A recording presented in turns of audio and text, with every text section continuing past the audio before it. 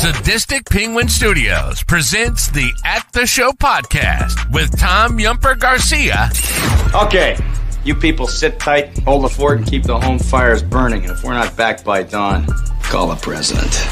And Tony Tulsa Burt.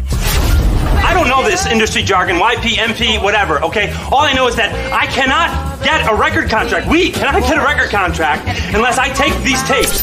It's almost time, so grab a drink, get your popcorn ready, and join the film discussion with two guys from Chicago talking movies.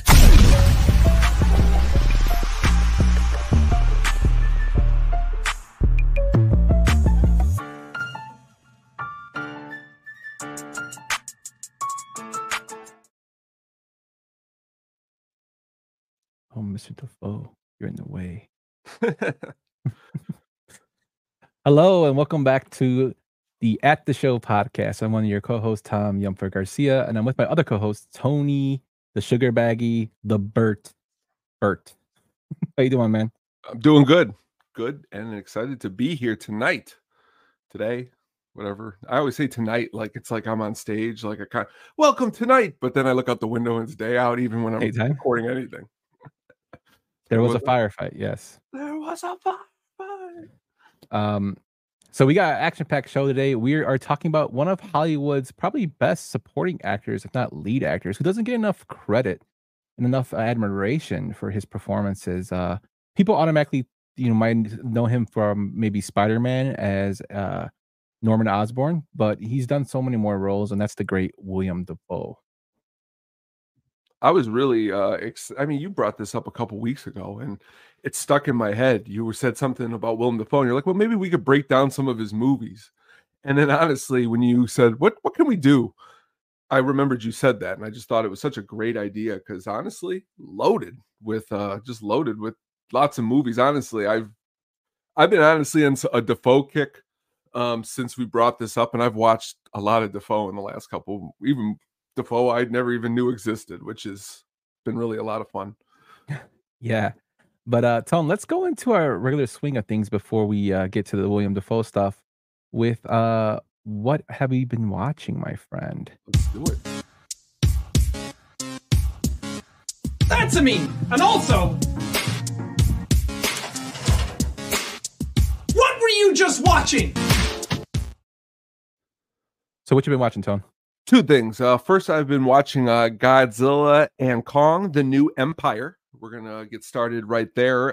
First, here is a little clip where you're going to hear some animals grunting if you're listening to the audio version.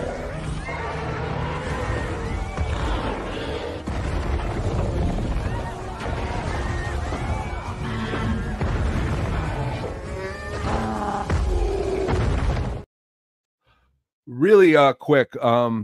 Big fan of King Kong, Godzilla, big cool monsters. Honestly, anything, everything, give them to me. I'm very excited. This movie just dropped recently on Max, so I've been able to watch it a couple times. That's why I decided to pick it, because I was like, wow, I've watched this a couple times now, and honestly, I'm not afraid to admit it, but I think the movie is just really awesome. Got even a little tear at the end for these big monsters.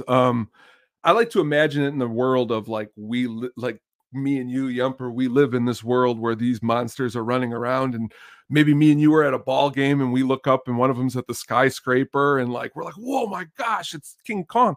And honestly, the movie, even the actors in the movie do a good job. Rebecca Hall does a good job. Dan Stevens does a good job. But the monsters are the main stars in this movie. The battles, I even like the bad monkey, the Scar King. He was pretty cool too. But a really, really fun movie that I really wish that I would have been able to see on the big screen. Because it's just, again, watching it on my big screen at home is different, but still just a great movie. Have you got a chance to see this one yet? Yeah, actually, I did get a chance to see it on the big screen. I remember we were trying to get all right. together. You did. You're right. That's right. It couldn't work out. I went with my buddy, who's one of my best friends, is like really into Godzilla movies. That's our tradition to go see them. So we did see this on the big screen, and actually, I really like this one. I like this one over the previous one that was out. I think this one was better. Maybe because of the human characters were a lot more likable in this film than the other one. But lots of action. I mean, I was a big, sucker for the old Godzilla with the guy in the rubber suit. So I'm pretty sure I'll watch these anytime they come out. They're just fun. That's what it is. It's fun. And again, seeing the history all the way back from the originals in the 1950s, all the way through its Kung Fu era in the 70s. And it pretty much encompasses all of this. And I just thought it was a really good movie. The second movie that I watched was Ron Howard's Parenthood, stated by here in the comments here, Diane Weiss's finest role. Could be argued that Lost Boys and Parenthood is tied, but again, the great Diane Weiss, yes, Birdcage, she's awesome in Birdcage too. I like Parenthood always for the humor that is in the movie, and this is the kind of humor I'm talking about. Father totally screwed him up. What's he yelling? You made me play second base. Just little stuff like that. All the actors in it are great. Of course, Keanu Reeves, Mary Steenburgen, Jason Robards, Tom Hulse. When I was a kid, this was a movie that it didn't, for me at least, didn't play a lot on HBO or Showtime, but I only watched it like once or twice, and I always wanted to watch it again. And now I get the opportunity to always watch it. One of my favorite lines, there are a couple. Let's have a 6, let's have 8, let's have a dozen and call them donuts when they're getting an argument about having another kid. And I always like when grandma gives this good speech and she seems so smart. And then Mary Steenburgen is like, your grandma is just a brilliant woman. And he's like, if she's so brilliant, why is she sitting in the neighbor's car? Because she like went outside right before that. But great fun. Enjoy both of these movies quite a lot. Puts a smile on your face. You ever see Parenthood? Yeah. Classic of Steve Martin. Keanu Reeves, it's funny. I like to keep joking with Katie. It's like a John Wick prequel, even though he's really stupid in this movie and nothing like John Wick. But Rick Moranis too. I mean, forget Rick Moranis, who is another great comedic actor. Doesn't play his usual comedic role. He's a little bit more serious in this movie. Does a good job. Definitely. It's a good film. What have you been watching, my friend? So I got into the CIA little conundrum of films. The first film I watched was The Recruit. I think me and you were talking about this over text, and for some reason I decided to pop it in. I haven't seen it in a while, and man, it's a film. It's not the best Pacino film, but he actually plays a normal kind of guy in this film, which is probably the best Pacino, I think, in my opinion, is when he plays kind of a normal, monotone guy. Colin Farrell's was when he was in his heyday. He just kind of had a resurgence recently with the Banshees, but this is when he was kind of doing SWAT. He did this film as he was recommended by Pacino. He did the new Total Recall, which was not good, but this is kind of when he was the bad boy and the big up and coming star. It wasn't that bad. A lot of stuff I read about it was that the CIA recruits make fun of the film because it's so ridiculous. But also it has Gabriel Mark in there, and then he's from Suits, and I really like him in Suits as one of the shady ass CIA guys, which is kind of funny because he plays the same kind of character in Suits. But it was all right. I mean, if you want to see a Colin Farrell more serious role, this would probably be up your alley. What'd you think about this one, Tone? Have you seen this one? There's something that I've been meaning to do recently, and I can't think of it. And it's tell my friend who listens to the show, who I grew up with. We went and saw this movie at the movie theater, and there's this quote at the end of the movie that we probably repeated 100 times, and it's when he gets caught, and he's like, "You caught me, hand in the cookie jar." The way his voice sounds. Yeah, this is not top Pacino, but you know what it is? It's just, I think it's like a fun movie. It's not anywhere near a Godfather type Pacino. I would put it a little bit less than The Devil's Advocate. You're in there just for a good time. Colin does a good job. The way it all comes together at the end, it's a serviceable movie. Not terrible. Not the best, but fun to watch. At times.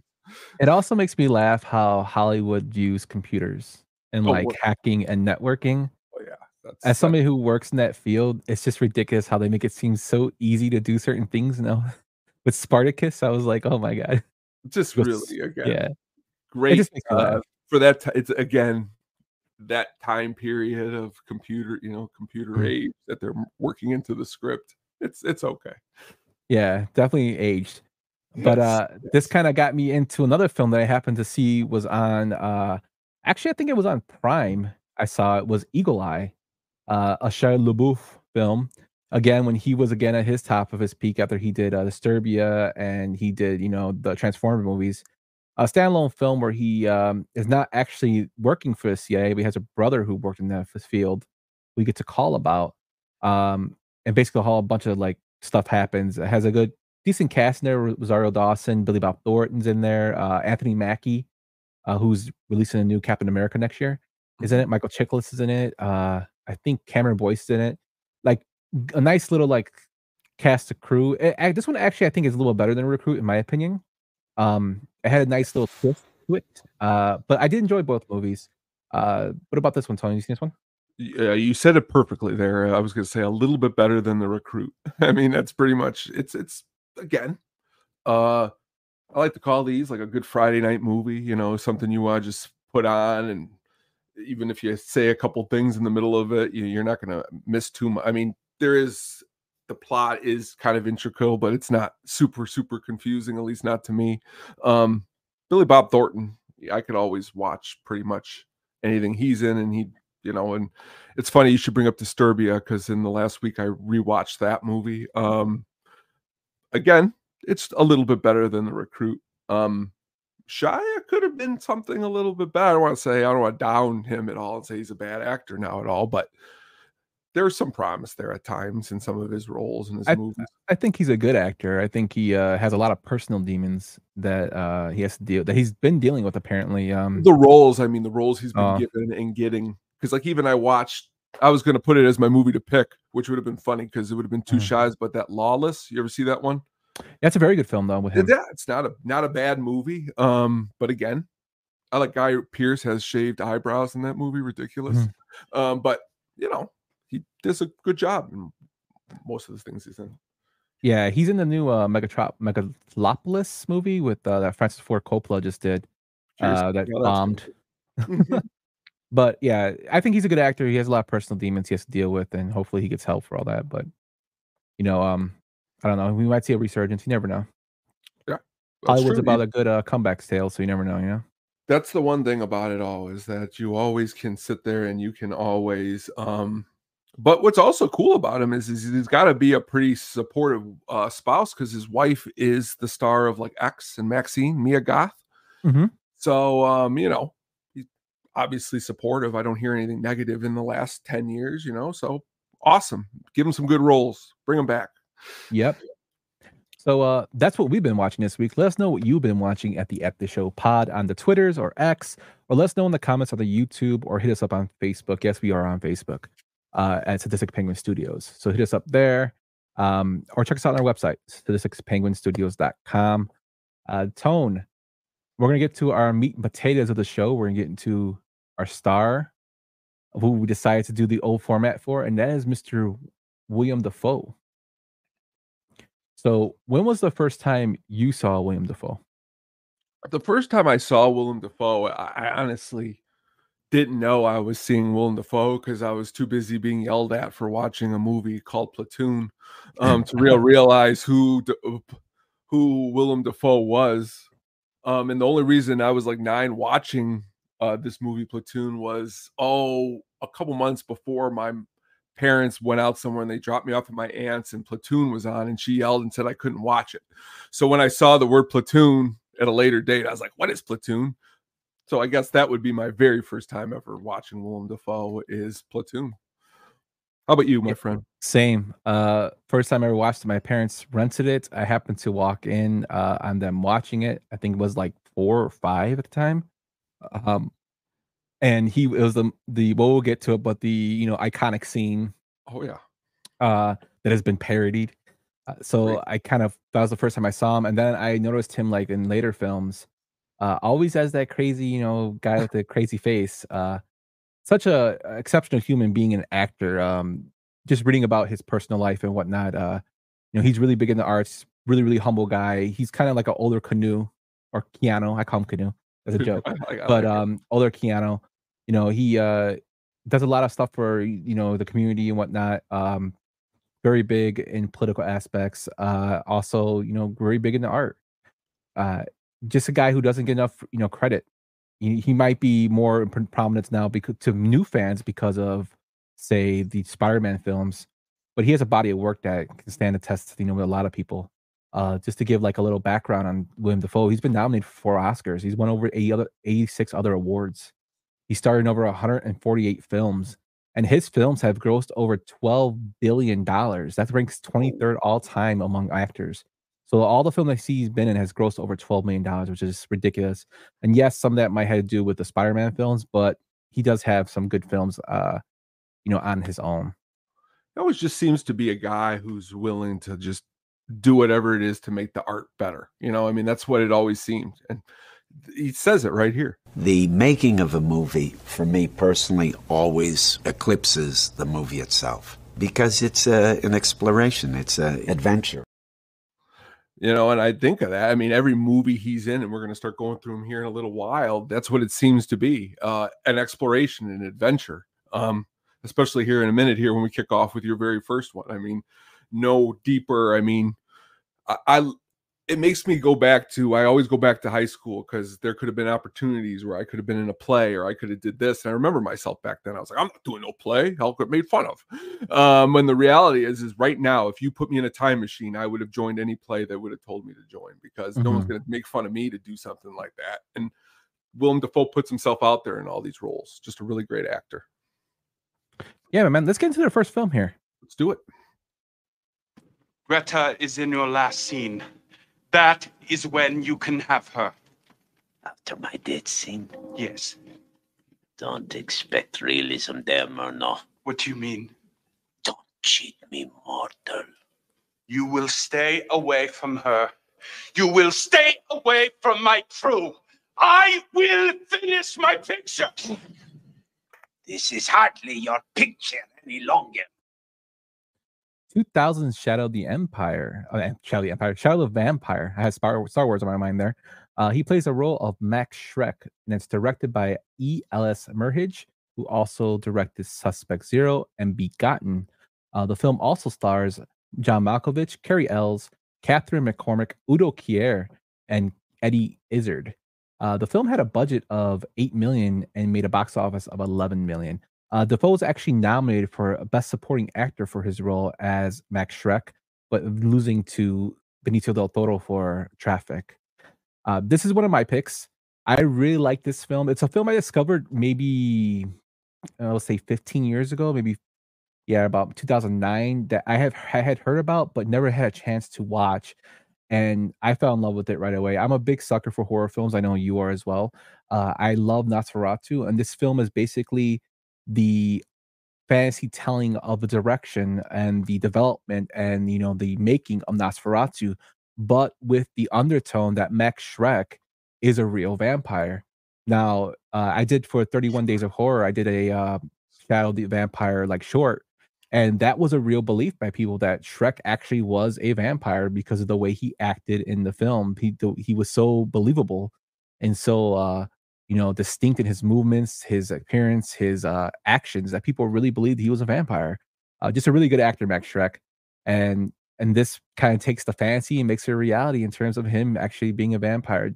Dafoe in here is, to me, hilarious. Sometimes just how oblivious he is to the real how men and humans interact. He's promised the Scarlet to kill at the end of the film. Him and Malkovich play great off each other, as Malkovich being the obsessed filmmaker, and Dafoe just basically wants to get his prize, which is the Scarlet of the film. Carrie Ells is in this film, which I also found was very hilarious. I know him from Princess Bride, Robin Hood, Men in Tights. Twister, yes. It's just overall, it's just like a great cast and great story, and I thought it was perfectly done. And I think the casting really, really helped support Dafoe's performance. It's probably one of Dafoe's best performances in his career, in my opinion. He is out there, but he makes you feel like a little eerie, and actually terrifying in certain ways without having to be terrifying. It's not your state of the art vampire where I fly around as a bat. No, he's more mysterious and he's ominous and doesn't give it too much of a background, but he's the real deal and he does it perfectly. What do you think about this film, Tom? I mean, great movie. I was going to bring it up. I'm glad you did your awesome little short that you did for the 31 Days of Horror. While rewatching it for the show, it was awesome to see that Nicolas Cage produced this movie, which was awesome. And again, it's just the makeup and the cinematography. And I remember this time period too, because Traffic. I remember seeing Traffic and seeing this movie, and they were so different, looking, and this movie just looks very cool. And anytime you can talk about Nosferatu, I'm a big Nosferatu. Just even what's that? What Lies in the Shadows? That comedy show. There's a Nosferatu in there. Anytime a Nosferatu shows up, but Willem Dafoe, a great job. Big John Malkovich fan too. That whole clip you played there at the beginning just shows exactly what you're talking about. Yeah, and Brian has a question here. Better Max Shrek, Christopher Walken or Willem Dafoe? I have to go Dafoe. I do like Max Shrek from Batman Returns, but I would have to go Dafoe.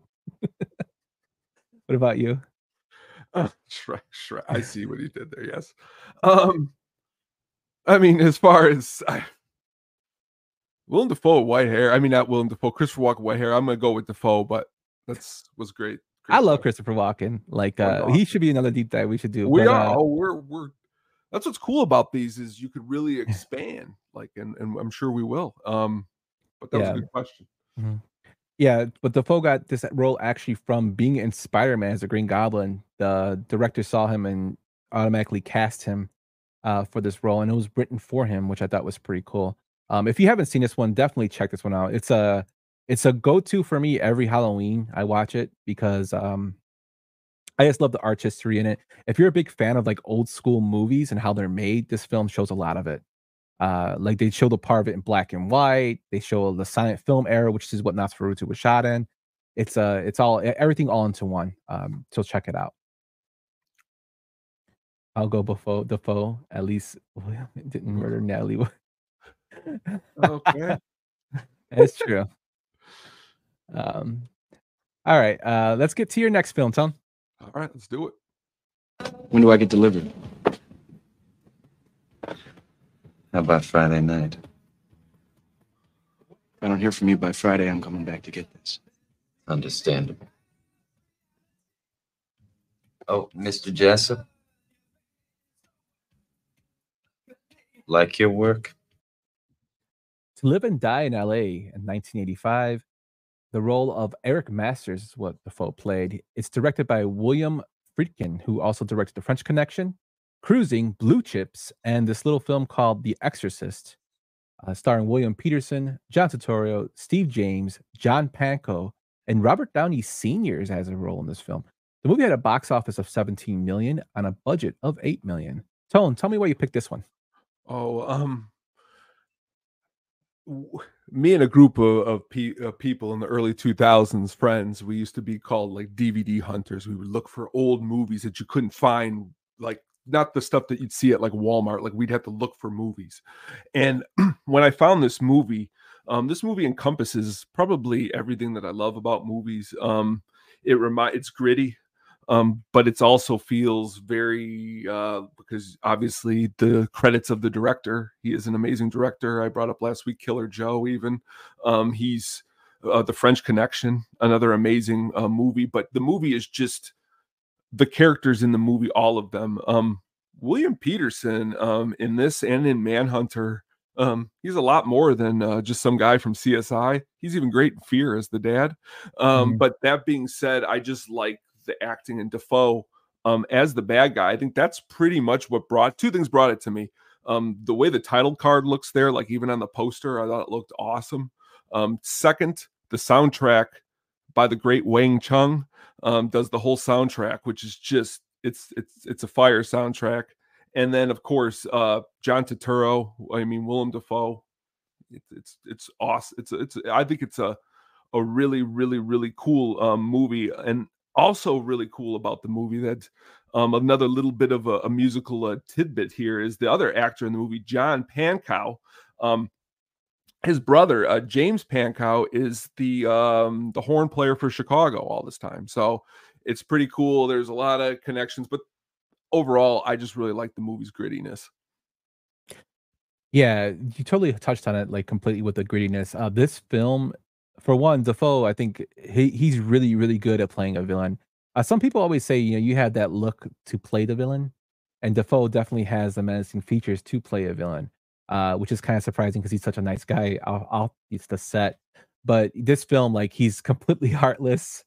This film is completely gory and bloody. Like, I rewatched this and I'm like, holy shit! Like, there's parts where people get shot and it's like they're not. Well, they go off. Like, wow. I like The Departed for the same reason I like this movie, is that towards that end, like within the last 10 minutes, it takes this turn where you're like, holy, I did not see that coming.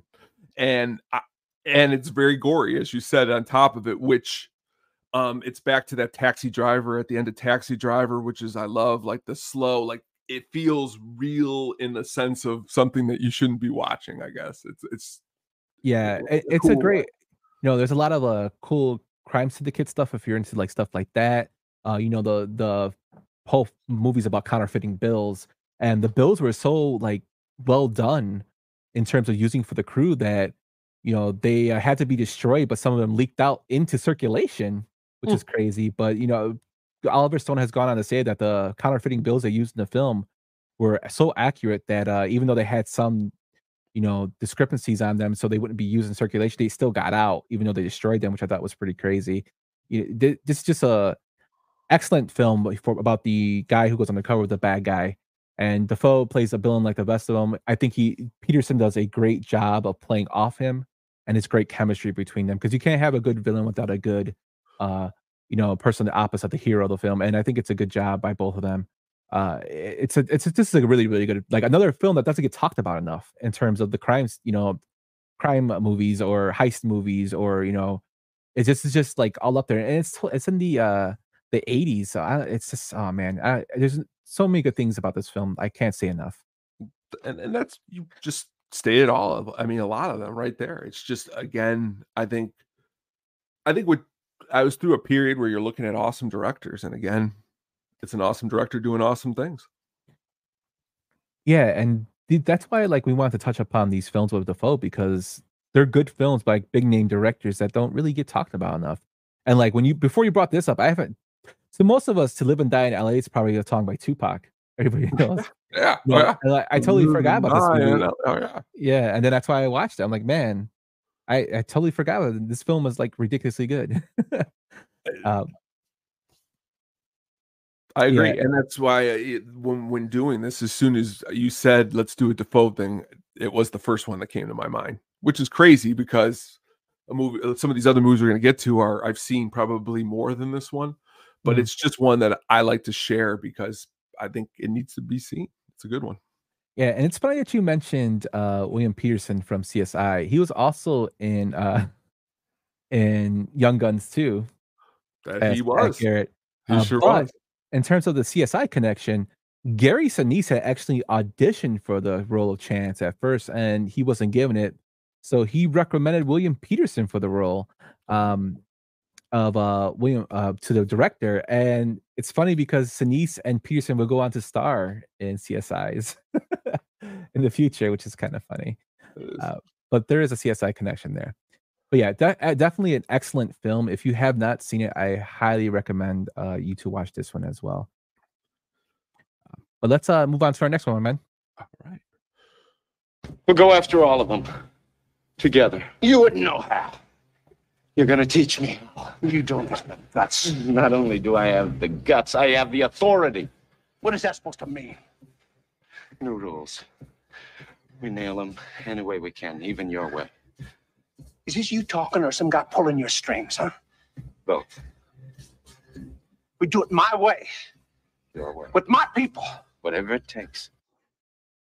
1988's Mississippi Burning. Dafoe plays the role of Agent Alan Ward in this film, and it's directed by Alan Parker, who also directed Evita, Angel Heart, Midnight Express, and Angela's Ashes. The film stars Gene Hackman, Brad Dourif, R. Lee Emery, Pruitt Taylor Vince, and Frances McDormand, as well as the great Michael Rooker. The movie had a box office of 34 million and a budget of 15 million. This is one of my picks. This film was actually inspired by the real life murders of voting rights activists James Chaney, Michael Swerner, and Andrew Goodman by the KKK.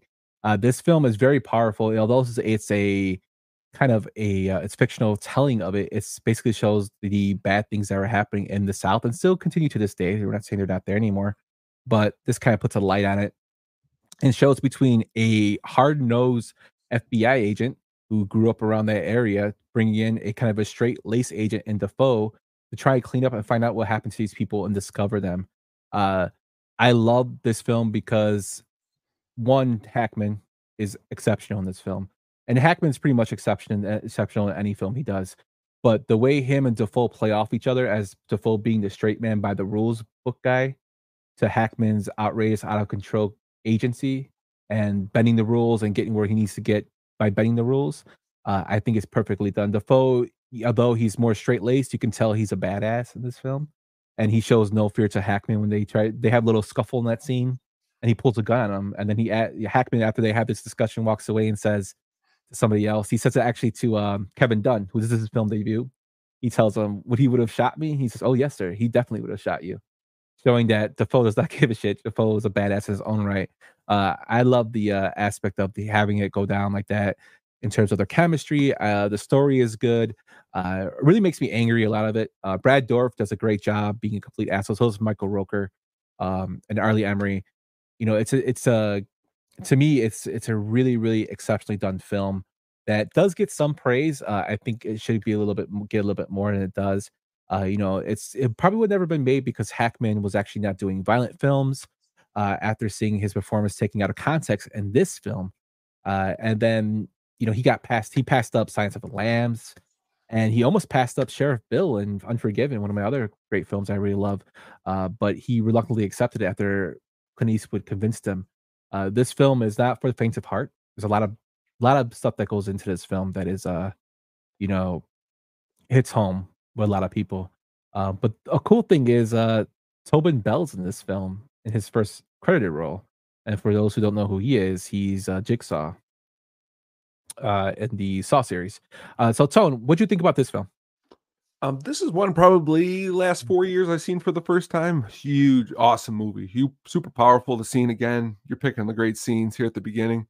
That scuffle they get into is one that is just awesomely acted out, and there's this awesome slap that happens right in that scene too, like the best slap ever, like on film history. But again, just really I like when an actor does something different with their look or something, and just him wearing the glasses in this movie gives Defoe another angle that is different, that, you know, you're looking behind a man who's wearing glasses. He looks like he's like, as you stated, he is not somebody to be messed with like Gene Hackman. In the movie itself, I really like the early performance of Frances McDormand, and I just like the interaction with her and Gene Hackman. I really, again, all the actors that you mentioned before, anytime Michael Rooker is in something, he's awesome. Like Defoe, but again, Gene Hackman, like the director we mentioned before, he's in French Connection. He works his magic in this movie, and I think in this movie, Defoe's he's like the whipped cream and the cherry on top, where, you know, I do think, you know, Gene Hackman's Gene Hackman in this, you know, it's hard to upstage Gene Hackman, but Defoe does just a great job in the movie. Yeah, and the crazy thing is, when doing research for this film is partly based on Gregory Scarpa, who was called the Grim Reaper of the Colombo family, which I thought was pretty crazy. The FBI sent him down to Mississippi to find out where the 3 murdered civil rights activists were buried. He kidnapped one KKK member by posing as a customer in a TV repair shop, lured him outside, and pistol whipped him and threw him into a van with an FBI agent driving. They took the KKK member back to an army base with the use of unconventional tactics, which probably means really bad stuff, and they found out where the bodies were buried. So I would never knew that. As I knew Scarpa worked with the FBI, but I never knew he had a hand in finding the bodies, which is pretty crazy. That is, it's very crazy. Not a good guy, Scarpa, but he did a good deed here. So, but yeah, it's crazy, man. Crazy stuff. But if you haven't seen Mississippi Burning, I highly recommend you see it. Dafoe and Hackman's chemistry is off the charts. Very, very powerful film, and Hackman beats the shit out of a lot of people. Which if that's not enough to sign up for the movie, I don't know what is. Yeah. But let's move on to your next pick, my man. All right. What happened today is just the beginning. We're gonna lose this war. Come on. You really think so? Us? We've been kicking other people's asses for so long, I figure it's time we got ours kicked. 1986's Platoon. In this role was played by Willem Dafoe as Sergeant Ellis. It's directed by the great Oliver Stone, who also directed Born on the 4th of July, JFK, Natural Born Killers, Wall Street, The Doors, Any Given Sunday, Nixon, and U-Turn. It stars Charlie Sheen, Tom Berenger, Keith David, Forrest Whitaker, Kevin Dillon, and John C. McGinley.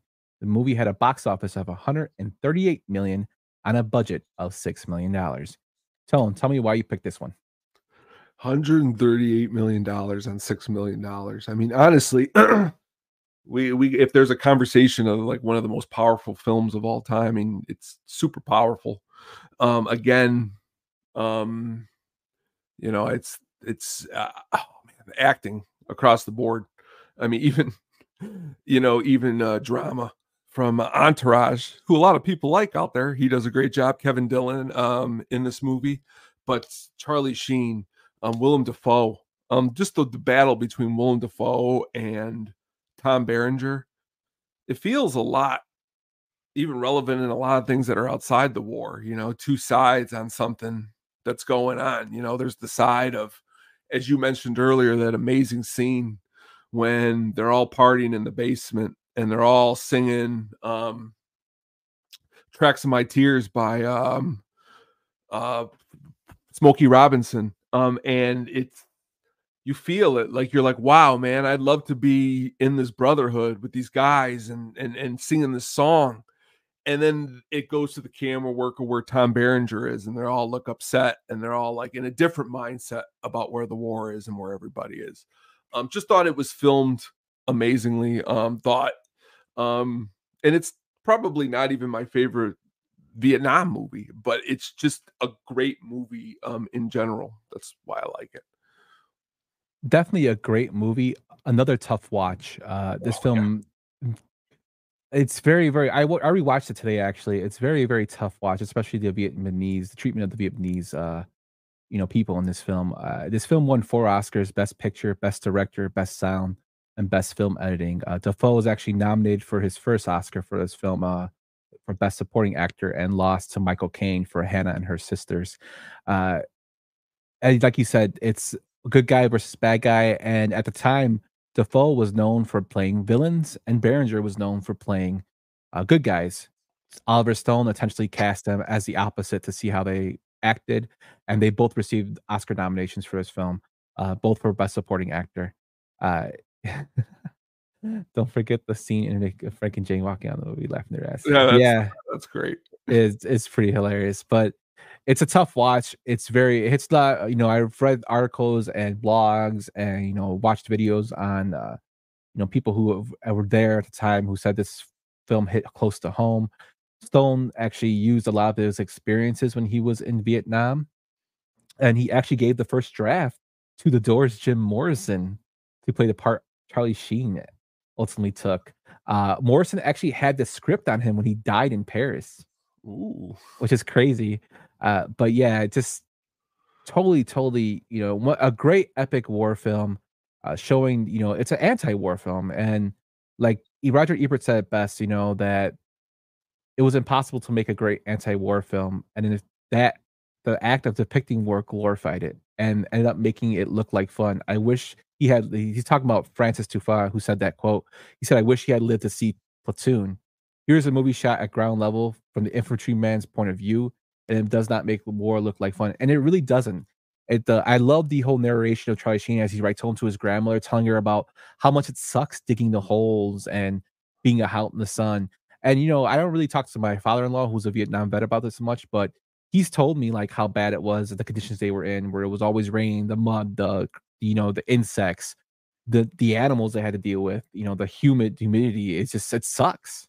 Well, it's the positivity in Charlie Sheen in frame one to that voiceover at the end of the movie. And I know it. We watched the movie. It changed, like, this whole experience changed that character, aka supposedly isn't that Oliver Stone? Yeah. But again, that's what it is. And like for me watching it, like I watch every movie empathetically. I'm in the jungle there, and as you stated, that's how tough it is. It's tough because that's how real it is, and it's definitely not something that you're putting on to have some laughs. But again, just like the last movie, there's a message that is in the movie. Yeah, definitely. Some cool things about this is Denzel Washington actually lobbied for the role of Sergeant Ellis, which is what Dafoe ended up playing. That I think they both would have been great at it. Dafoe or Denzel, both were exceptional actors. Keanu Reeves and John Cusack both turned down the role of Chris Taylor, which is the Sheen role. His brother Emilio Estevez was actually cast in that role, but the film was still in development and it lost like budgeting. And then by the time it got budgeting, he was out of the picture. He was committed to something else, and Charlie read for the role and actually got it. And finally, the great Val Kilmer auditioned for the role of Sergeant Ellis, and according to Oliver Stone, he gave a bizarre audition where he portrayed the character as a Native American shaman. Maybe that helped get him the role in The Doors. I don't know. I mean, probably one of Defoe's obviously top 5 iconic shots is the iconic shot where they're pulling away in the helicopter, and he's unfortunately down there getting killed. That's what the front cover of the box is, and it's just it's powerful. Yeah, and it's been, like I said, it's been parodied. As much as you can think, it's parody in Tropic Thunder. It's yeah, it's been parodied a lot. It's an iconic scene, and like it's just shows the horrible realities of war. Definitely a tough watch. But I definitely recommend, if you haven't seen it, to give it a watch. Good pick, Tone. Really good pick. Let's move on to our next one, my friend. Everybody wants to talk. It's like a compulsion. My philosophy is, you got nothing to say, don't say it. They figure you can tell a DD anything. Things they would never tell anyone else. Of course, they're stoned to start. 1992's Light Sleeper. Dafoe played the role of John Latour in this film. It's directed by Paul Schrader, who also directed American Gigolo, Blue Collar, Hardcore, and Cat People. He also wrote the story for a film called Taxi Driver. This is part of his trilogy of films, along with American Gigolo, and Light Sleeper is the closing of it. The film stars Susan Sarandon, Dana Delaney, and Robert Cleon. The movie had a budget of $5 million and only made $1 million at the box office. This is one of my picks. To me, to be honest, this is probably my favorite Dafoe role.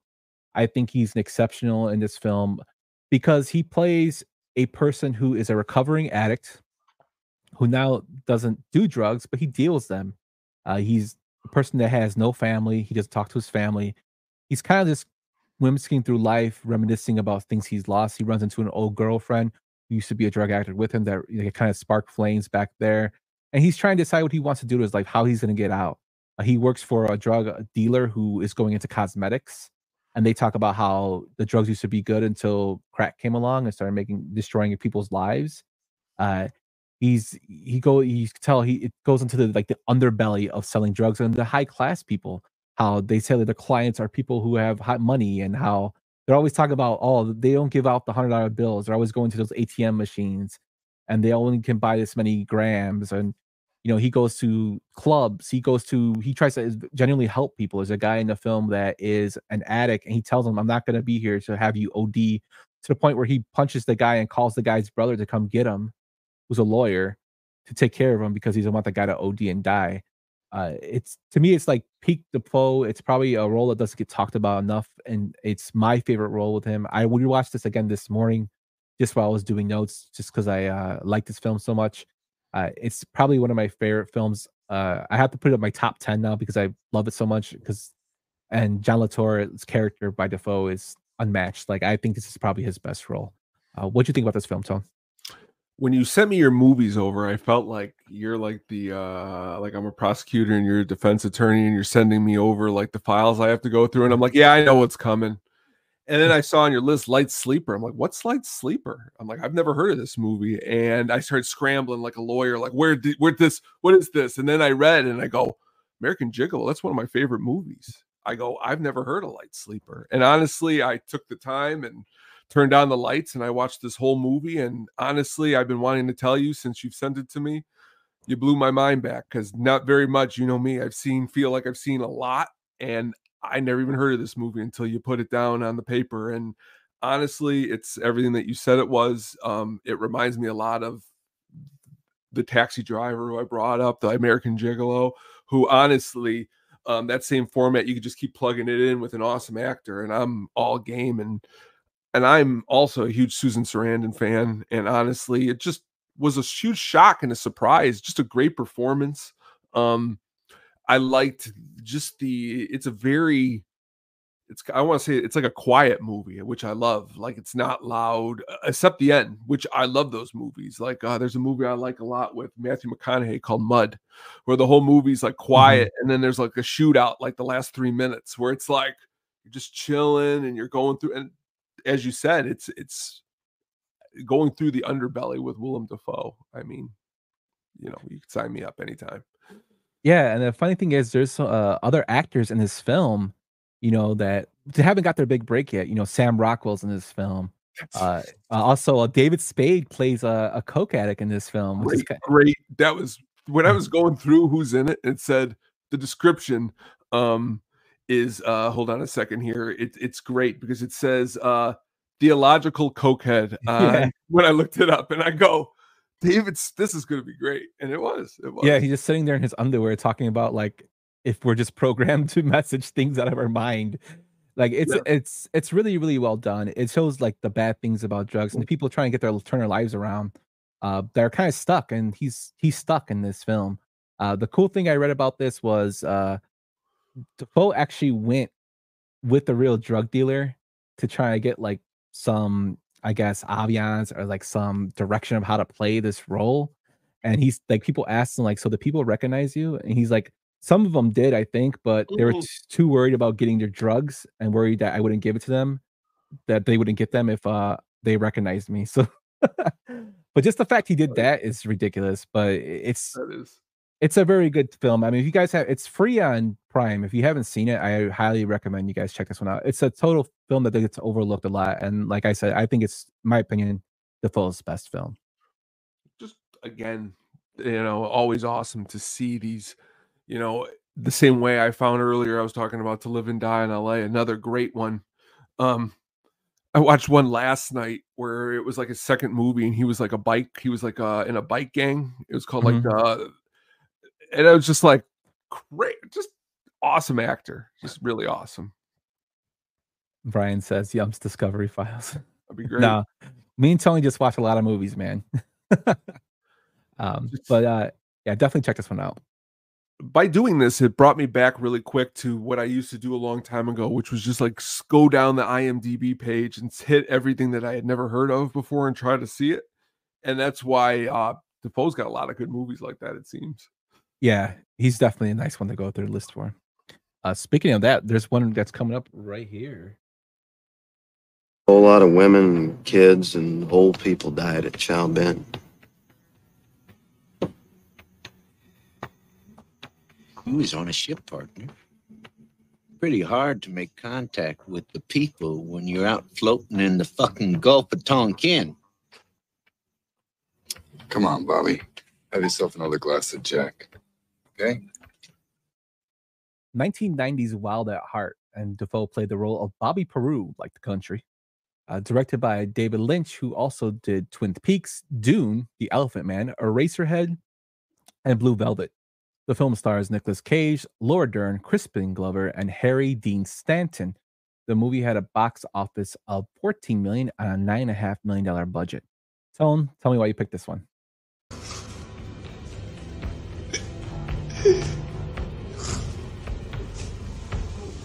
Those are dummies. Dummy. I almost had that as I thought you were. I was like, if you don't, I got it backed up because I just need to see his face. It was more for the visual of his teeth.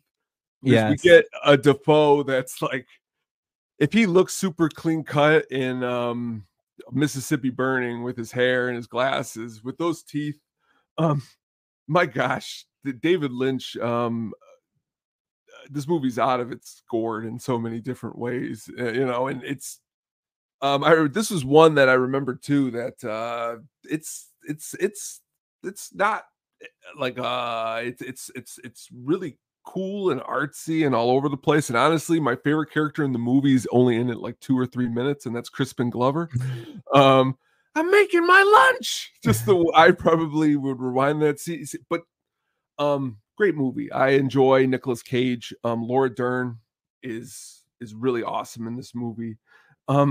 But as you can see there on the screen, Willem Dafoe's teeth are just something to be remembered. Isabella Rossellini's great in it. Diane Ladd is good in it too. Recently just did a post about Harry Dean Stanton. He's also awesome in the movie too. I like it because it's very weird. Very weird. What do you think? Definitely a totally weird film. Dafoe is a fucking psychopath in this film. That whole scene that I played is when they first meet him, and they're talking about people dying when he used to, where he was stationed, and that's why he goes after the guy saying, "Well, you were on a ship. How do you?" You could tell he's a completely psychopath. His teeth are disgusting. The way he talks to Laura Dern's character Lola, is just creepy. I did find it funny that when he goes to visit her in the film and he asks to piss in her head, but he said he pees. That actually had to pee because he said he drank water all day, and he went to the bathroom to go pee, and they found out that the toilet actually was a prop toilet. It wasn't a real toilet, so he unfortunately had to make the crew clean it. And he's like, I felt so bad when that happened, but he had to go to the bathroom so bad because he was drinking water all day. Nicolas Cage sings in a song, and he does his own singing. It's a total. If you like David Lynch and you like Twin Peaks and you like if you love it, this film is totally up your alley. It's out there. It's kind of hard. Some scenes are kind of hard to grasp, as the best I can say. But it's a good film. It's another film that does not get mentioned enough. Tone, when I saw this film, I'm like, I haven't heard this film in like at least 20 years. Honestly, I've watched it 3 times, 4 times at most, because as you said, it's not something that it's got a lot of rewatchability. The scene with Dafoe is ridiculous, but again, it's David Lynch, you know what I mean? Like, it's not this is before you tried it. It's like right around that time period. Honestly, just check out Crispin Glover in this. We should do a Crispin Glover. Oh God. Brian asked, was this before or after Crispin Glover tried to kick Letterman in the face? Yeah, if you guys haven't seen that clip, it's definitely out there. Also, look up the Crispin Glover dance. That he got him a lot of ladies. So look at those chompers right there. It's crazy to just think about Dafoe though. Like, Dafoe is going like To Live and Die in L.A., Platoon, like they're all like back to back. A lot of these movies. So like to see him playing like alternate characters in between this, which we're not even going to cover tonight, is, I don't know. Have you ever seen The Last Temptation of Christ? The Martin Scorsese? I was going to pick that film, but I thought I was a little more too known for him, so I just had to go with more unknown. But again, all over the place, man, all over. Yeah, not saying that films I have coming up are not known. It's more I want to throw in like some films that weren't unknown. Yeah, I mean, like I love him in Clear and Present Danger, but I didn't pick that. Honestly, I love him in Speed 2, but yeah, my brother says if you were into Speed 2. Just a great actor, but this one is a great pick. Dafoe's character, like, to watch the film for just Dafoe's character alone is worth it. Bobby Peru is one fucking weird guy. You know, I'm about to go on like I think a huge Nicolas Cage run where I'm just going to try to watch because I really want to see this new Long Legs he's in. So again, it's another early performance of a little eccentric Nicolas Cage. Nice. But let's move on to our next one, my friend. So you think they came for the fag man, huh? And what do you base this upon? He was the only one done right. Double tap, back of the head. And the pennies? New hitman wants to leave his mark. That's a possibility. Now, you Irish cops are perking up. That's two sound theories in one day, neither of which deal with abnormally sized men. Kind of makes me feel like river dancing. 1999's The Boondock Saints. The role was played was Agent Paul Schmecker. The movie is directed by Troy Duffy, who's mostly known for Boondock Saints series, starring Sean Patrick Flannery, Norman Reedus, David Della Rocco, Billy Connolly, and the comedian Bob Marley. When I saw his name, I cracked up. I'm not gonna lie. This film was crazy because this film had a box office of only $400K on a $6 million budget. But it made over $6 million in video sales, which is pretty crazy. This is one of my picks. To me, this film is out there. It's definitely not, rewatching this the other day and hearing Norman Reedus's Irish accent is so bad because he grew up in Florida. But the film itself is just out there to where it's enjoyable. It's an action film. I think William Dafoe had like the most fun doing his role of Paul Schmecker as the FBI agent that comes in. That's with the gang, with the gang unit. He does organized crime, and he's there to investigate the murder of some Russian guys. Who eventually gets likes the fact that the Saints are killing off bad people. The people that the justice system lets fall through the cracks.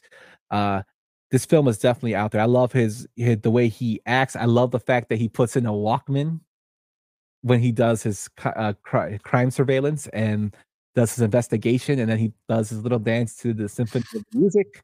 And especially when there was a firefight when he's describing. I love that whole transition of sequence of when he's describing the fight at the house, and they basically have them showing the actions of the fight happening and him there explaining it.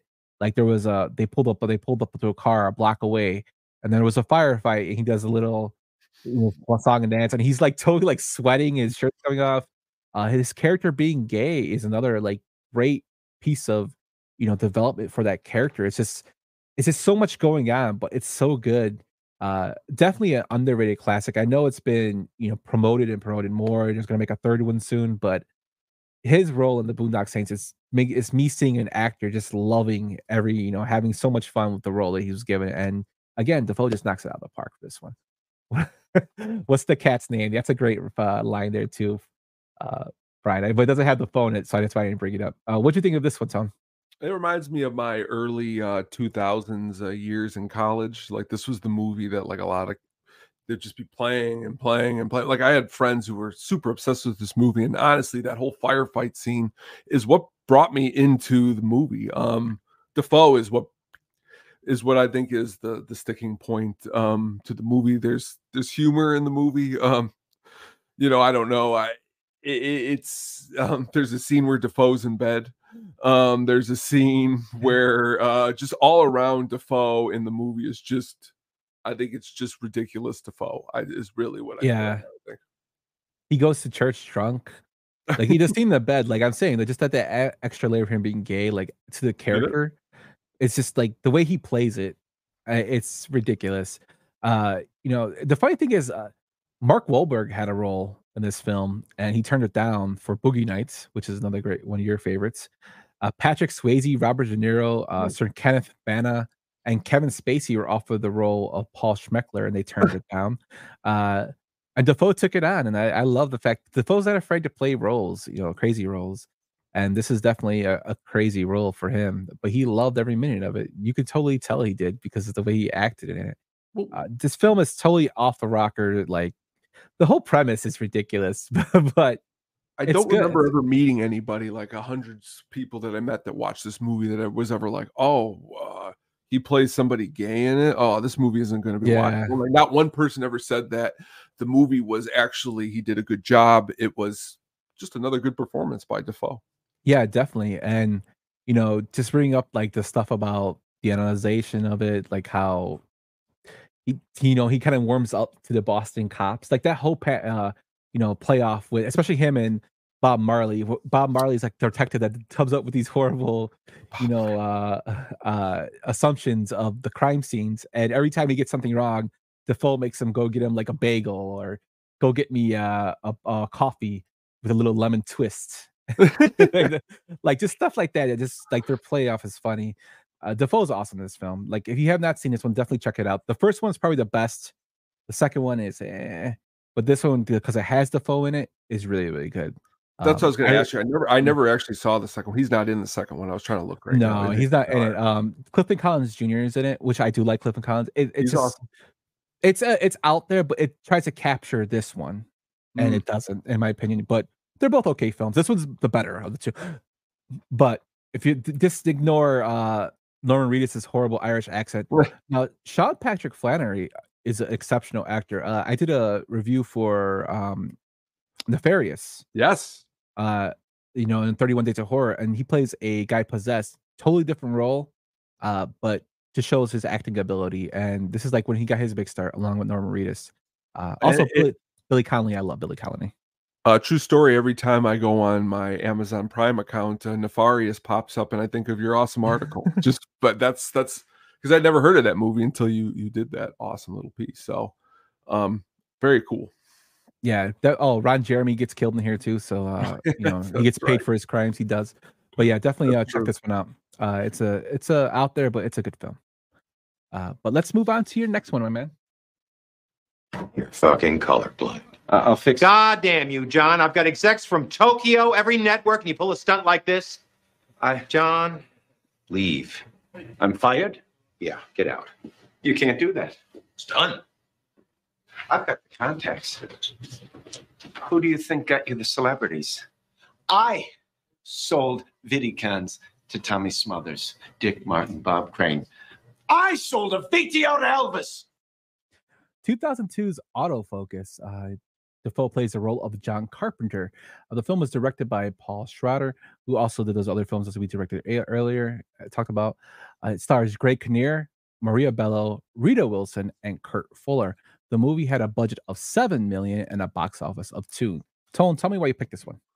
First of all, again, I think this is the second time we've done this show that I'm a fool that I didn't realize that I also picked a Paul Schrader. Like it was like, no, it's cool. No, it's cool though, because it's like that's how awesome all this is the way it intertangles. But the reason I picked this movie is because when it came out, a buddy of mine, I don't know why, if there's parts in this movie, like the dark humor in this movie, I find it very, very, very, very, very funny.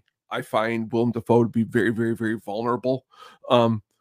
Greg Kinnear, even a little while ago, I know it's not a great sequel, but I'm watching Anchorman 2 and Greg Kinnear comes on, and I like Greg Kinnear. I like him in a lot of different things. But in this movie, I just like the story. I like the true story nature of it. And I like, as if you've sat down and you've watched it, the story of who these people really were behind the scenes. Wasn't exactly anything of what, and it ruined their careers. Definitely. It's well, the film is about Hogan's Heroes actor Bob Crane, who people know him as the funny guy. He eventually passed away due to I believe he got murdered, didn't he? Mm-hmm. Yeah, he got murdered. But it's like basically his autobiography.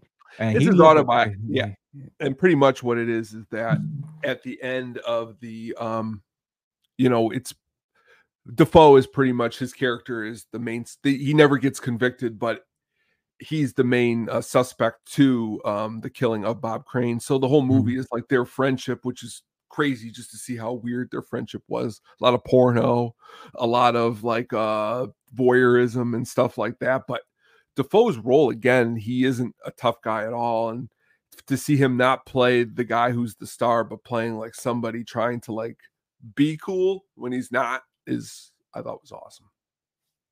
Yeah, definitely.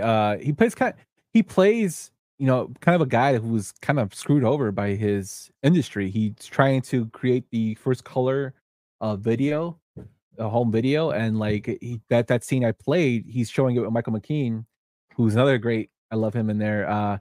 And it's all green. He's like, "Why is it all green?" He's like, "Well, they're to specs." And he's trying to adjust it. He's trying to go over the color, and sometimes the color comes through, and he's like, "You don't see it, do you?"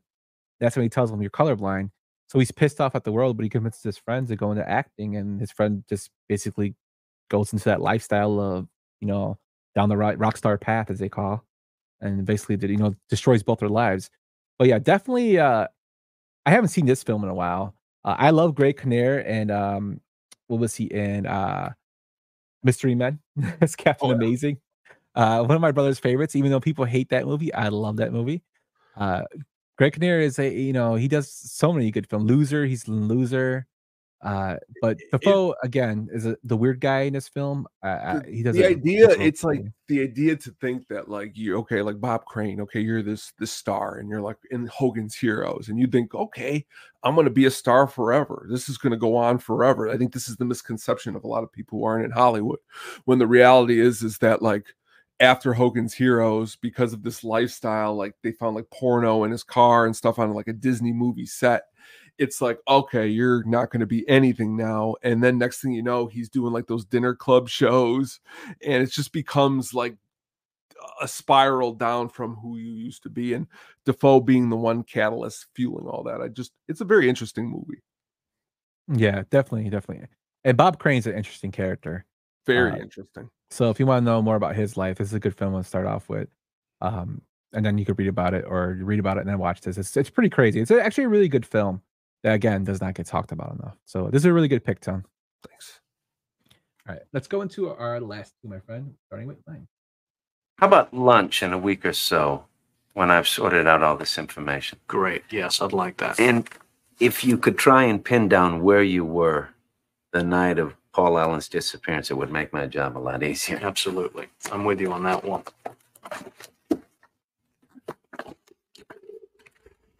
Huey Lewis in the News. Great stuff. I just bought it on my way here. You heard it? 2000's American Psycho. I couldn't go without picking American Psycho for the role of Ronald Kimball that was played by Dafoe.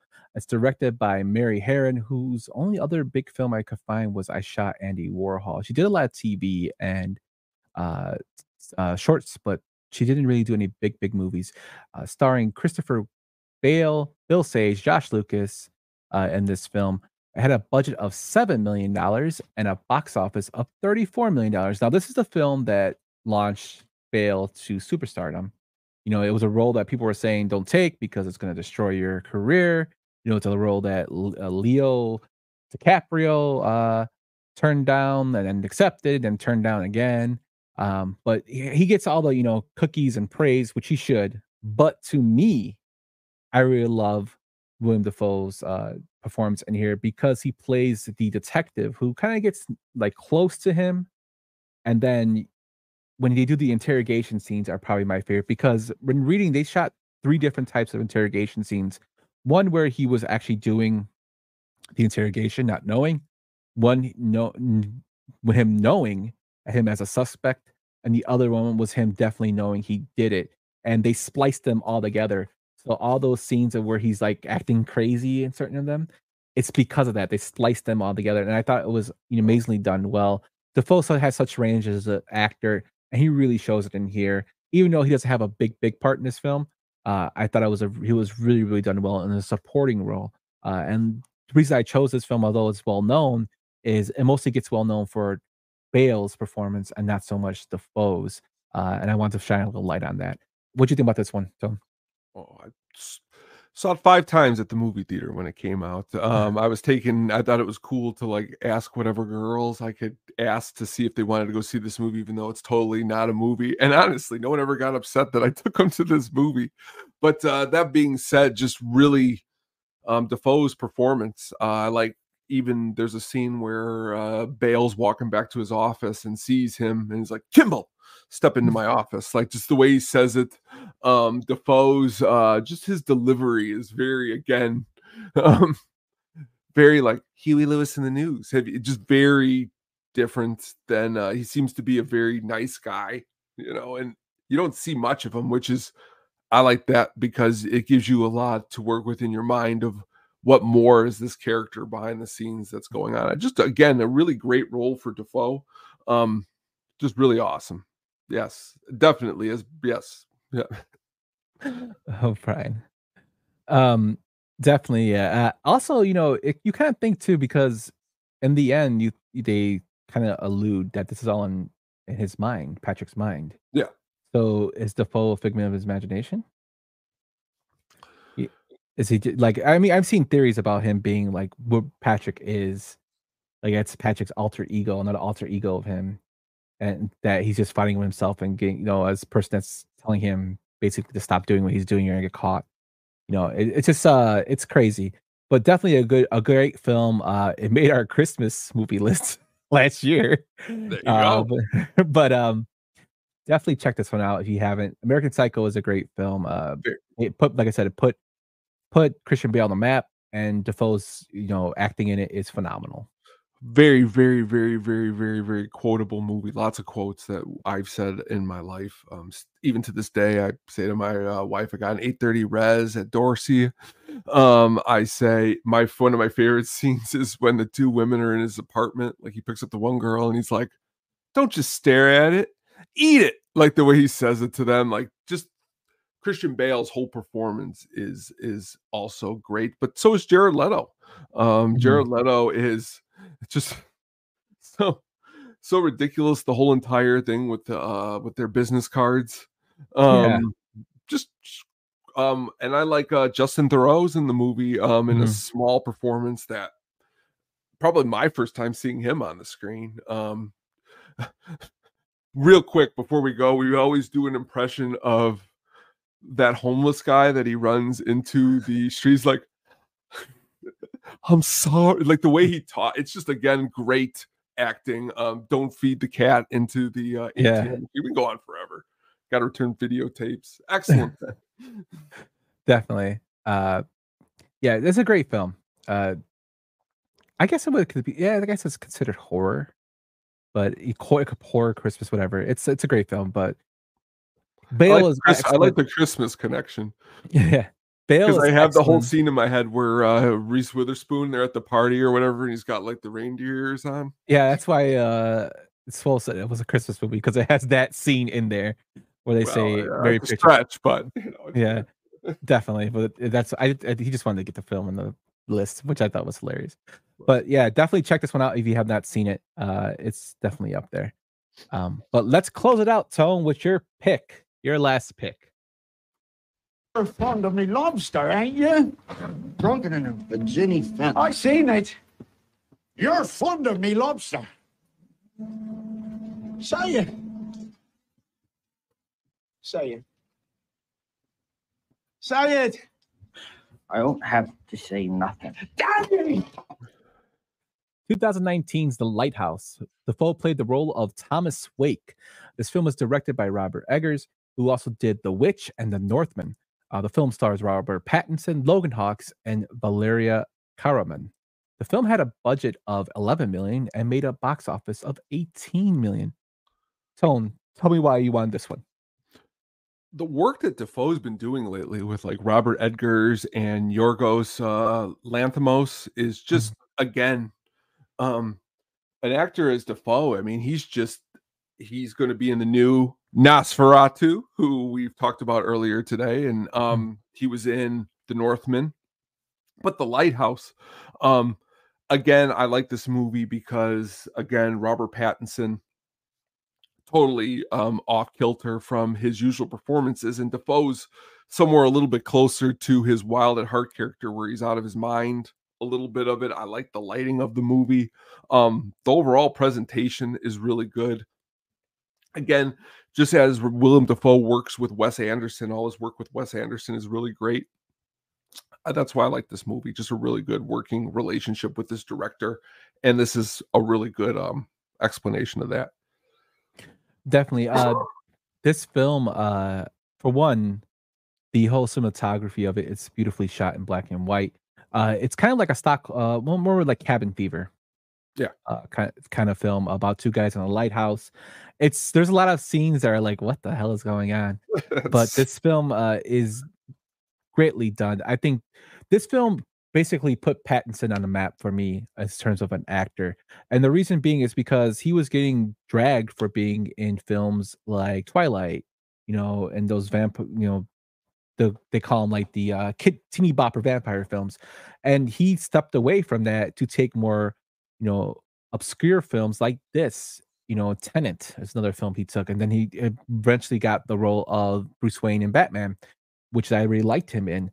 This is like one of his best films. He plays so well off Dafoe, and Dafoe can play a batshit crazy guy with the best of them. I love that. I love the scene where it's like you were fond of me lobster, and it's the guys are basically cabin fevered so much that Dafoe is his commanding officer, and he's writing saying that Pattinson's always drunk, and they're both drunks. They eventually drink like turpentine in the film with honey because they run out of alcohol. Like they go through delusions of seeing a mermaid, of seeing what's up in the lighthouse, to the point where they're like sexually attracted to the light of the lighthouse, like they're getting aroused. But it's completely out there. Even there's like like innuendo of them having a relationship with themselves, with to each other. It's just so much that's going on in this film, and I think it shows a lot of like basically when you're secluded from everything, and it's just two people that you can just drive yourself crazy.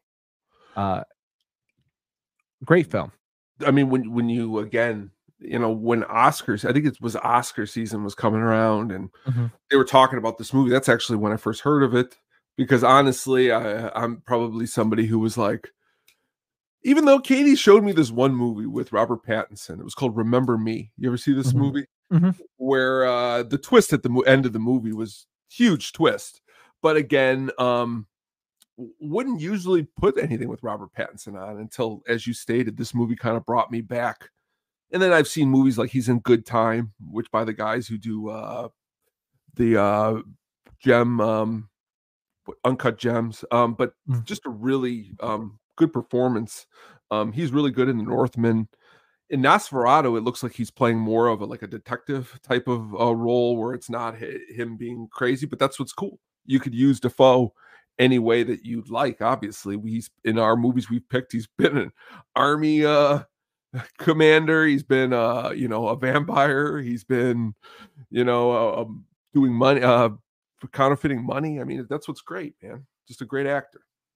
Yeah, and this film actually, when I did research on it, is based on a real life tragedy, well, loosely based, called the Small Lighthouse Tragedy, in which two Welsh lighthouse keepers, both named Thomas, became trapped on their lighthouse station during a storm. When one man died, is said to have driven the other man mad. And there's also like influences from H.P. Lovecraft, Herman Melville, Robert Louis Stevenson, and stuff like that in here, which does have all those traits to it, supernatural and all the other stuff in it. It's just a great film that doesn't get enough love as it should. Dafoe, like I said, Dafoe is an actor that doesn't get enough love, and like as we've gone through this list, besides maybe Platoon, American Psycho, which does get love more for Bale than it does Dafoe. These films are not really talked about enough for his performances, and that's the reason why we wanted to touch on the career of him and do a little deep dive on him. And also, like you said, Tony, he's coming in Nosferatu in September. He's going to be in the new Beetlejuice. He's in the sequel to Beetlejuice. So we want to keep things current with what we're doing in terms of how the show is going to kind of relate to what's currently going on. And what a better time than to talk about the great Willem Dafoe. Great actor. He even, I mean, in some movies that maybe didn't get the best praise, I think he's John Carter of Mars, Circuit de Freak. He's in with John C. Reilly. His role in Spider-Man, I mean, honestly, I think he's the reason why I like that first Spider-Man so much. The way he acted, where he's like, Harry, please. Yeah. With that whole entire speech, just great. It's really great. Even in the last one, Spider-Man No Way Home, as he reviving his role of Osborn. He's awesome in that film. Norman Osborn. He plays like a sympathetic character, and then a crazy batshit crazy guy at the end. He's an excellent actor. His facial features too. Like when people think of like the people who have the greatest like facial features in terms of role, like I always think of him and Jim Carrey as people who have like this, like you can show complete emotion in their facial features and their presentation of it, and he does a great job. Just a great actor. Be sure to check out his stuff if you haven't. If you missed a film that you want to talk about with Dafoe, please let us know in the comments or let us know over at the Show Twitter account. It's really had fun going through this whole list with you, Tom. Great time. Great time. It even got, like I said, realizing and looking when we were doing this, oh shoot, I forgot he's Born on the 4th of July. I mean, doing that, just before coming on here, I watched this movie with him and Mickey Rourke called White Sands. It's been just really cool to be able to go through this with you, my man. So thank you. Yes, sir. But let's talk about what's coming next, my buddy. Let's do it. Let's get ready to rumble. Coming soon. Próximamente. Coming soon. Coming soon. Hello, everybody. Coming soon this Friday, we are back at our, the time sometimes we do at Friday. It's going to be at 8 p.m. and we're going to be talking Twister because the great sequel, supposedly everybody's saying it's going to be really awesome. Twisters is coming out. We thought we're going to dig into Twister that has everyone from the great Philip Seymour Hoffman and Bill Paxton to Helen Hunt and Cary Elwes. By that point, I'll try to figure out how to really say his last name. Ellis. I call him Ellis. Ellis. I've said Elwes. I've said 1,000 things, but it's going to be a really good time. And I know a lot of people out there just by looking are really big Twister fans. So yes. I know you're a huge fan. I know Brian's a huge fan. I know Zombie Jackie, a friend of the show, is a big, huge fan of it. Twister is LUs. That sounds good. LUs. Yeah, I don't know. Thank you, Brian. I'm horrible at pronouncing names, so I'm sorry. Carrie, if you ever listen to this, I'm a big fan. Sorry if I can't pronounce your name. But yeah, Twister is a great, it's a corny sci-fi. I would say it's sci-fi action film. But I liked it. You like it. So with the sequel coming out, why not go and see the original? So it'll be a deep dive with development. I watched it 2 days ago. It's been had a good time. A film breakdown and how it was perceived and any theories that come along with it. So that's going to be a good one. So be sure to check us out Friday with also possibly some of the old segments coming back for that one.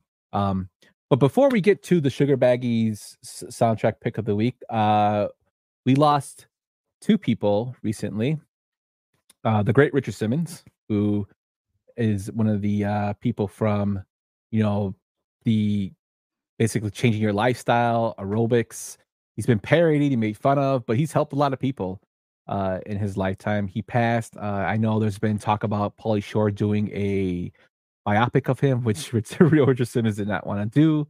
And we lost Shannon Doherty today from 90210 fame, from Charm fame. She's also in Mallrats. Richard Simmons was 76, but Shannon Doherty was 53 after her battle with cancer. Two icons in their own right and their own industries. Her in TV, him in fitness. What do you think about that, Tone? I mean, honestly, I grew up with, like I was telling you guys earlier, I mean, seeing those VHSs all over the place with Richard Simmons. Shannon Doherty, from Mallrats to 90210. Recently also within the last couple of days, I wanted to bring this up to you because this was something that I read and I was curious if you'd ever heard this. Shelley Duvall passed away. Yes. Did you know that and I did not know this until 2 days ago, that there was an ending that was actually on the ending of The Shining that they did not use. I guess 1 week after The Shining was released and they had a mass market release, Kubrick decided to cut out a scene at the end of the film where Wendy and Danny Torrance are in a hospital and are told by Mr. Ullman that the police were unable to find Jack's body. The manager visits her, apologizes for what happened, and invites her to live with him. She doesn't say yes or no. Then he goes into the hallway of the hospital and passes in front of Danny, who is playing on the ground with some toys. When he gets near the exit, he stops and says, "I almost forgot. I have something for you." And he pulls from his pocket the yellow ball that the twins had thrown at Danny It bounces twice. And I guess they spent a whole day filming this. Danny catches it and looks at it and lifts his eyes toward the hotel manager, stupefied, which lets it know that the manager knew the whole time what was going on at the Overlook Hotel. Shelley Duvall liked the scene, wish it would have stayed in. Kubrick said that was just one too many Hitchcockian things being thrown at the end of the film. What do you think? That would have been kind of cool. I thought it sounded odd. It sounds awesome. Like, and then someone was like, "Well, can we get a cut with that in it?" And I don't know, but like, I don't know if that's gonna happen. But like, no. I do like the original ending. The original ending always makes me laugh because it shows the cut to black and then the ding, like him like frozen. Yes, and then but then also the ending I like about the fact that when they show the New Year's party, well, that's he's in the image. Is that the indication though that like they never really did find him because he's in the picture, and this just would have solidified even more that they didn't find him? Because after they showed the picture, then they went to the hospital scene, or would the picture that was always there? You know, I don't know. Yeah, that's an interesting way. I mean, what do you guys think? Like, like if you're let listening us know out there, because yeah, when I read this the other day, I thought of you first of all, because all the great times you look up all this awesome stuff. I'm like, I'm gonna bring this to him and see what he thinks. So. That's pretty cool. Rest in peace to Shannon Doherty, Richard Simmons, and Shelley Duvall. Yes. Again, very, very, very in their own ways influential. Yes, very olive oil. Love that film. Love Popeye. Yeah. But enough talking about stuff that brings us down. Tone, bring us up with some tunes for the Sugar Baggy soundtrack pick of the week, my friend. Let's do it.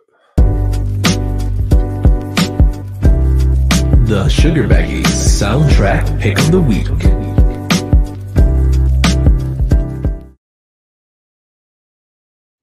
Okay, if you have not got an opportunity this past Friday on the amazing It's Getting Drafty in Here, they did a awesome wrestling.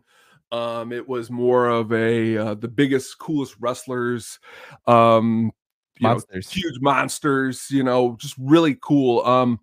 Recently, this week, I'm sitting there watching a movie I've never seen before, Hustle and Flow, and I'm watching it, and they start playing this song in it, and I start saying to myself, is this from a wrestler? Because I came to break you off.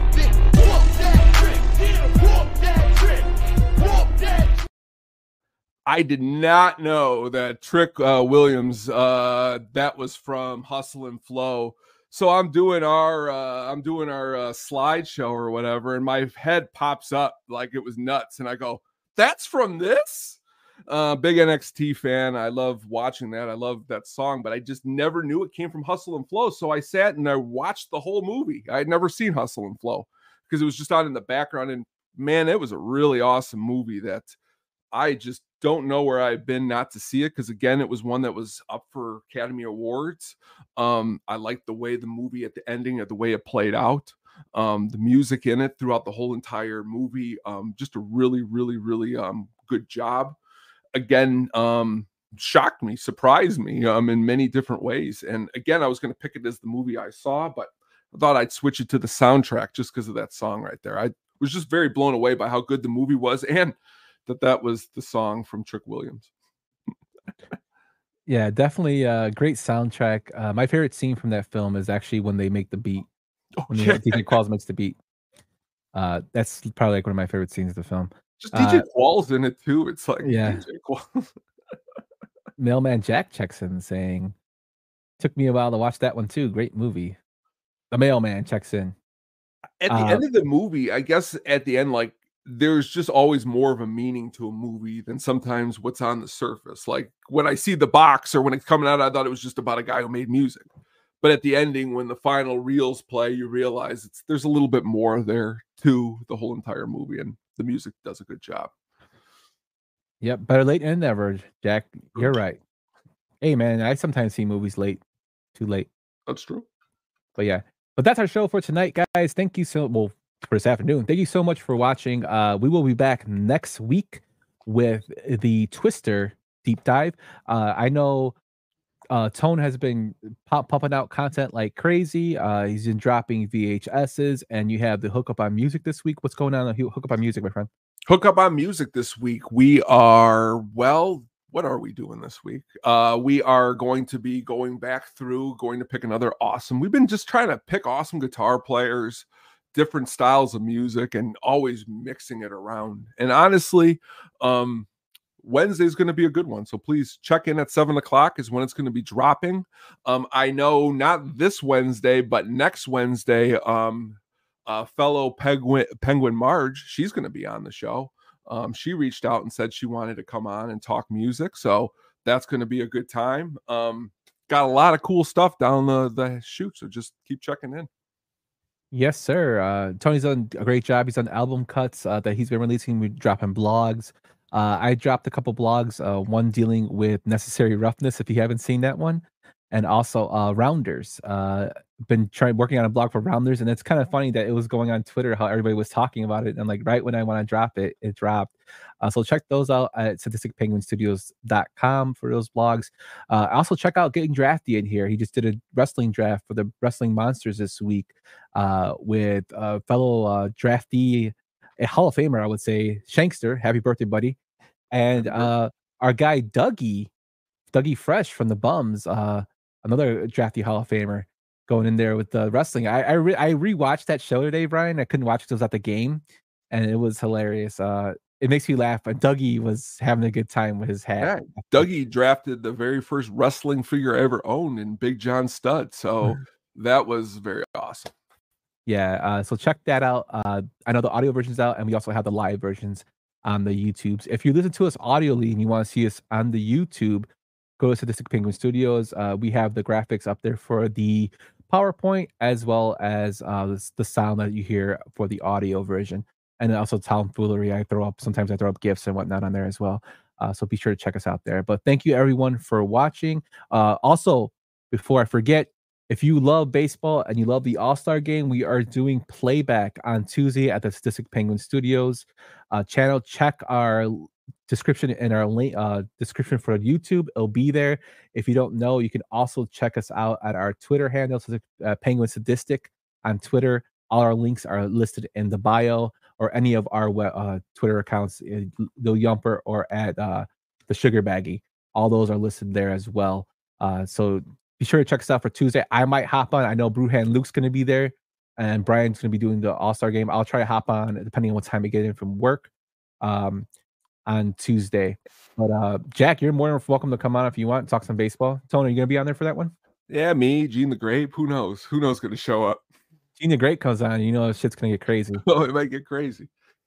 But Sam Reese will also be on there too from the Ass Crew, King Ass. Perfect. So be sure to check that out.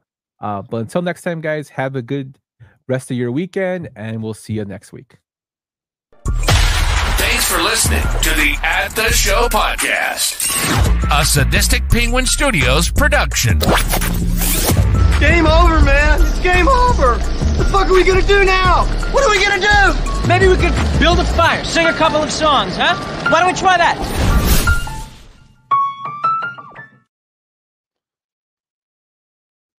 I think